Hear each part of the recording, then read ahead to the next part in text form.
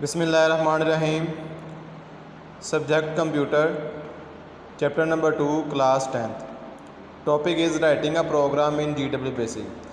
जैसा कि स्टूडेंट्स आपको पता है कि कल हमने जो इसका प्रीवियस जो लेक्चर हमने कल डिलीवर किया है उसमें हमने क्या किया है, GW बेसिक के बारे में इंट्रोडक्शन पढ़ा और इसके मोड्स ऑफ ऑपरेशन पढ़े। अब मोड्स ऑफ ऑपरेशन जो हमने पढ़े, एक डायरेक्ट मोड था और एक इनडायरेक्ट मोड था। उसके फर्दर हमने जो चीज़ें डिस्कस थी वो कमांड और स्टेटमेंट थी। अब आज जो हमारा टॉपिक है वो नेक्स्ट है writing a program in GW BASIC. अब राइट करने के लिए इसमें सबसे पहले है IDE। अब ये IDE क्या है? IDE क्या स्टैंड फॉर होता है? Integrated development environment. एक ऐसा एनवायरनमेंट जिसमें हम क्या करते हैं, इस प्रोग्राम को डेवलप करते हैं। अब इस इस डेवलपमेंट एनवायरनमेंट के ज़रिए, इस IDE के ज़रिए हम किसी प्रोग्राम को राइट कर सकते हैं, उसको एडिट कर सकते हैं, सेव कर सकते हैं, लोड कर सकते हैं और एग्जीक्यूट कर सकते हैं। दोबारा सुनिएगा कि IDE को यूज़ करते हुए ये बहुत इंपॉर्टेंट शॉर्ट क्वेश्चन है। IDE एक तो पूछता है कि स्टैंड फॉर क्या है और IDE का पर्पस क्या होता है।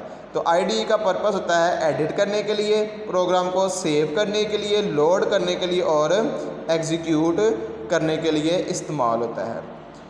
उसके बाद नेक्स्ट है create and save the program. अगर आपने प्रोग्राम को बनाना है और सेव करना है तो क्या क्या चीज़ें आपके लिए समझना ज़रूरी है। देखिए, सबसे पहले तो आपको लाइन रेंज जो बता रहे हैं वो 0 से लेके 65,529। लाइन रेंज कितनी है? 0 to 65,000। बहुत इंपॉर्टेंट MCQs है, दोबारा सुनिएगा। 0 to 65,529 और जो मैक्सिमम जो करेक्टर हो सकते हैं वो 255 हो सकते हैं।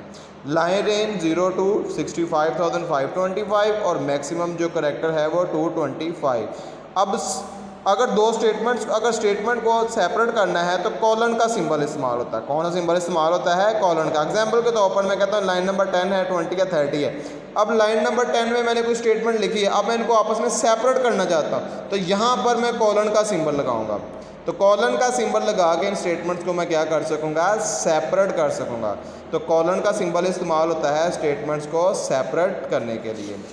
उसके बाद नेक्स्ट है हमारे पास सेव करने के लिए हमारे पास जो शॉर्टकट की इस्तेमाल होगी, F4 की इस्तेमाल होगी। यानी कि जो आपने प्रोग्राम बनाया है अगर उसको आपने सेव करना है तो F4 की एंटर करनी है आपने। कौन सी की इस्तेमाल करनी है? F4। बहुत इंपॉर्टेंट MCQs है, शॉर्ट क्वेश्चन भी आ सकता है जो पूछेगा कि प्रोग्राम को सेव करने के लिए कौन सी शॉर्टकट की इस्तेमाल होती है, तो F4 की इस्तेमाल होती है। और अगर आपने इसको रैम के अंदर लोड करना है, अगर प्रोग्राम को क्या करना है, सेव किए हुए प्रोग्राम को रैम में लेके जाना है तो F3 की इस्तेमाल होती है। कौन सी की इस्तेमाल होती है? F3। और अगर उसको आपने रन करना है, एग्जीक्यूट करना है, चलाना है तो F2 की इस्तेमाल होती है।